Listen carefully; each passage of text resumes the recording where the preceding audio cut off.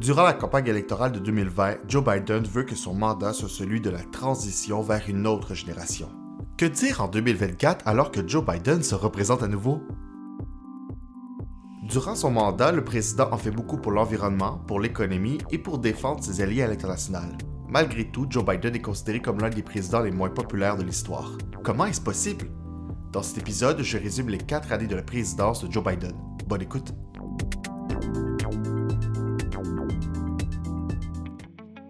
Joe Biden connaît une importante carrière politique. Il fait le saut avec les démocrates dans les années 70 et devient vice-président sous les années de Barack Obama.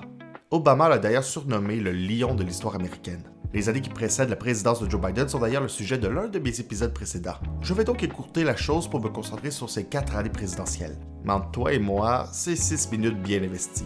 Joe Biden fait le saut tardivement dans les primaires en vue de choisir le candidat démocrate pour les élections de 2020. Alors que personne ne se distingue de manière significative, Joe Biden, fort de ses 8 années à la vice-présidence et d'un demi-siècle à graviter autour du Sénat, est une figure rassurante, d'expérience, mais surtout, c'est un homme et il est blanc. 2 caractéristiques importantes dans cette société où le racisme et le sexisme sont encore bien présents. Au fil de ses années à Washington, il a tendu la main aux républicains pour faire avancer des projets de loi. Sa candidature est donc très stratégique puisqu'il semble l'homme idéal pour vivre l'après de Donald Trump à la Maison-Blanche. C'est donc finalement Joe Biden qui affrontera Donald Trump pour les élections américaines de 2020. Le soir des élections, le dépouillement des votes est si serré qu'aucun candidat présidentiel s'impose. We can now project the winner of the presidential race. CNN projects Joseph R. Biden Jr. is elected the 46th president of the United States, winning the White House and denying President Trump a second term. Le suspense prend fin après 4 jours d'attente. Joe Biden est élu 46e président lorsque la Pennsylvanie et ses 20 grands électeurs lui octroient la victoire. Donald Trump ne perd pas de temps pour crier à la fraude électorale. Pour ce qui est du président élu, il invite la population à tourner la page de ces élections tout en condamnant le déni de Donald Trump.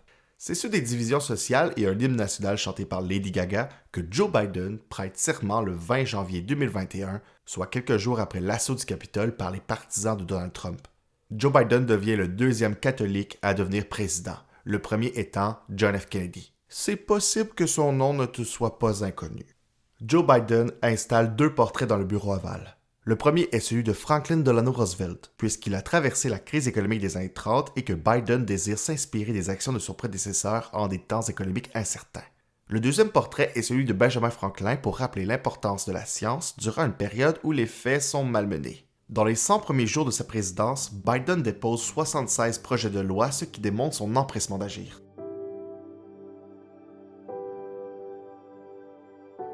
Le mandat de Joe Biden est teinte par 2 conflits majeurs, la guerre en Ukraine et le conflit israélo-palestinien. En 2022, quand la Russie envahit l'Ukraine, Joe Biden se place en défenseur des Ukrainiens et du président Volodymyr Zelensky en fournissant des armes et de l'argent. D'ailleurs, Biden n'est pas toujours tendre à l'égard du dirigeant russe Vladimir Poutine, allant jusqu'à le traiter de fils de pute. Pour ce qui est du conflit israélo-palestinien, l'appui des États-Unis envers Israël est historique et Joe Biden s'inscrit dans cette continuité. Toutefois, la guerre dans la bande de Gaza devient un jeu d'équilibriste pour Joe Biden qui veut le vote des Juifs et des musulmans en vue des élections de 2024. Biden affirme tout de même qu'il croit toujours en un futur État palestinien. Le grand échec de la présidence de Joe Biden est sans doute en lien avec les répercussions du retrait des troupes américaines en Afghanistan. Bien que ce soit Donald Trump qui ait négocié avec les talibans le retrait des troupes, Joe Biden poursuit la manœuvre. Kaboul tombe entre les mains des talibans le 15 août 2021 et les derniers départs des soldats américains se font dans le chaos. Les talibans reprennent la tête de l'Afghanistan et les femmes perdent l'ensemble de leurs droits. En début de mandat, c'est un empressement d'agir en lien avec l'environnement.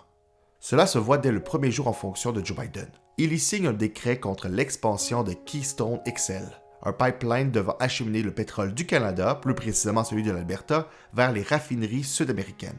Évidemment, c'est un pied de nez à Donald Trump qui avait autorisé la construction du pipeline. Quelques heures après son investiture, Joe Biden réintègre l'accord de Paris sur le climat et en 2022, c'est 370 milliards de dollars que le Congrès alloue pour réduire les émissions de gaz à effet de serre de 40% d'ici 2030. T'as peut-être pas tout suivi, mais dis-toi que c'est beaucoup et c'est rapide. Toujours en 2022, il adopte un grand plan pour la transition énergétique, l'Inflation Reduction Act, qui prévoit des centaines de milliards de dollars de subventions, dont des allègements fiscaux pour les voitures électriques.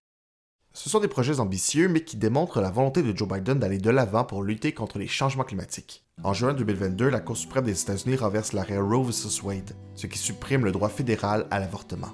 Joe Biden ne perd pas de temps pour affirmer son appui à l'avortement, alors qu'il n'a pas le pouvoir de changer les décisions de la Cour suprême. La vice-présidente Kamala Harris devient la voix de la Maison-Blanche pour le droit à l'avortement. Toujours en 2022, le Congrès américain adopte une étonnante loi pour restreindre l'accès des armes à feu dans un pays où le droit de posséder des armes est inscrit dans la Constitution. La loi est considérée comme la plus importante en près de 30 ans, mais est bien loin de ce que voulait Joe Biden. Voici quelques éléments que contient la loi. Le renforcement de la vérification des antécédents judiciaires et psychologiques pour des acheteurs d'armes âgés entre 18 et 21 ans. Des milliards de dollars pour la santé mentale et des milliards de dollars pour la sécurité dans les écoles. Dans un pays aussi divisé que les États-Unis, cet accord transpartisan tient du miracle. Joe Biden s'est fait élire avec un programme économique modéré, mais les dépenses explosent en cours de mandat. Son bilan économique demeure bon lorsqu'on le compare à l'international en ces temps d'incertitude en lien avec l'économie. Le dossier de l'allègement de la dette étudiante est une promesse phare de Joe Biden pour courtiser les jeunes électeurs. Une fois président, Joe Biden efface donc le fardeau de la dette étudiante de millions d'Américains. La mesure concerne les personnes gagnant moins de 125 000 $ américains par an. En d'autres mots, c'est 3,9 millions d'Américains qui voient leur dette étudiante effacée. Joe Biden voulait étendre ce type de mesure à des emprunteurs de la classe moyenne et d'anciens boursiers, mais la Cour suprême lui a barré la route. Durant le mandat de Joe Biden, l'un de ses plus gros tracas lui vient de son fils Hunter Biden qui fait face à la justice en lien avec des infractions fiscales et la détention illégale d'une arme à feu en lien avec la consommation de drogue.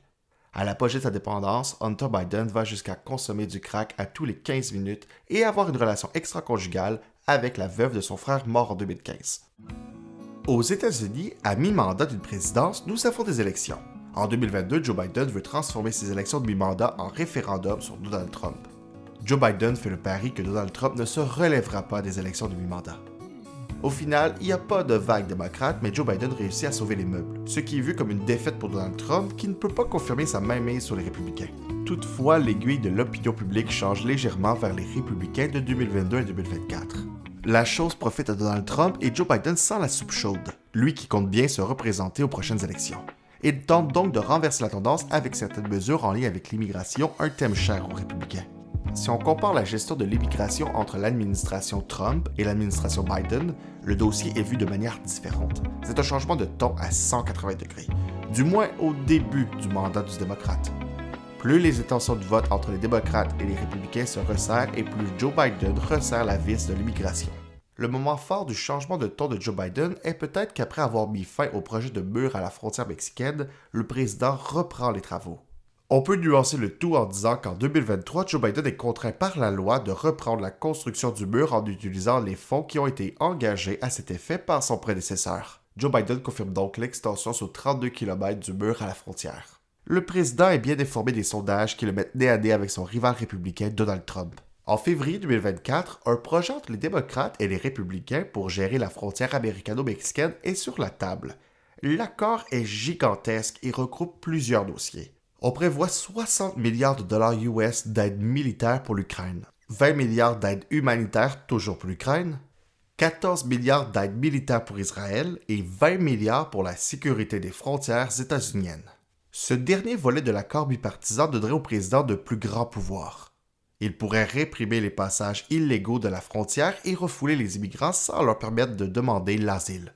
L'accord est difficile à avaler pour certains démocrates puisque cela représente un virage complet de Joe Biden en matière d'immigration et demande à plusieurs démocrates de mettre de l'eau dans leur vin. Finalement, les républicains refusent de se prononcer sur l'accord alors qu'ils ont eux-mêmes travaillé sur le projet. En cette année électorale, dans le camp républicain, on a peur de donner du gain politique à Joe Biden. En effet, 2024 est une année électorale. Tout porte à croire que nous aurons droit à un match revanche entre Joe Biden et Donald Trump malgré l'âge des deux candidats. À la demande de Joe Biden lui-même, un débat télévisé entre les deux hommes s'effectue le 27 juin. And I'm going to continue to move until we get the total ban on the total initiative relative to what we're going to do with more border patrol and more asylum officers. President Trump? I really don't know what he said at the end of that sentence. I don't think he knows what he said either. La performance du démocrate est si mauvaise que le doute sur ses capacités cognitives est plus grand que jamais. Biden perd des appuis même auprès des démocrates, dont Barack Obama. Le 21 juillet, en quarantaine dû à la COVID-19, Joe Biden est plus isolé que jamais depuis le début de sa présidence. Le président américain renonce donc à être le candidat démocrate pour les élections à venir et appuie sa vice-présidente, Kamala Harris. Bien que j'ai eu l'intention de me représenter, je pense qu'il est dans l'intérêt de mon parti et du pays que je me retire et que je me concentre uniquement sur l'accomplissement de mes devoirs en tant que président jusqu'à la fin de mon mandat. C'est trop peu trop tard. En novembre 2024, Donald Trump peint la carte électorale en rouge et obtient les clés de la Maison-Blanche. Joe Biden aurait dû se retirer plus tôt dans la course, lui qui avait dit se présenter pour un seul mandat. Ce départ tardif a sans doute nuit à Kamala Harris dont le temps manque pour bâtir et présenter sa plateforme électorale. On retiendra du mandat de Joe Biden celui qui sépare ceux de Donald Trump et qui a voulu s'accrocher au pouvoir coûte que coûte. Un phénomène que l'on voit souvent en politique et qui noircit son parcours, lui qui a passé un demi-siècle à travailler pour les démocrates. Joe Biden est un véritable politicien de carrière. Ce n'est pas le cas de Donald Trump qui provient du monde des affaires. Mais ça, c'est une autre histoire.